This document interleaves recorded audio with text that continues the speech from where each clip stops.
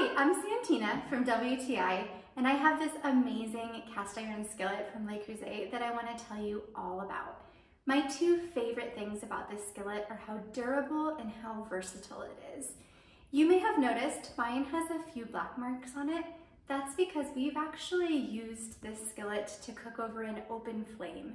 So that really shows how durable it is.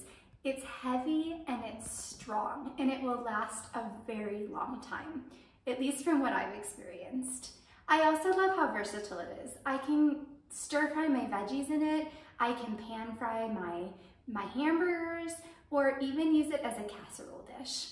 And I love that it's a stovetop to oven kind of dish. So I can easily do my preparations on the stovetop and then pop it in the oven to finish cooking. It's very, very versatile. Of all the things that I chose to bring with me when we moved, there wasn't very many, this was one of them. So this is a very well-loved kitchen piece. And that is my point of view.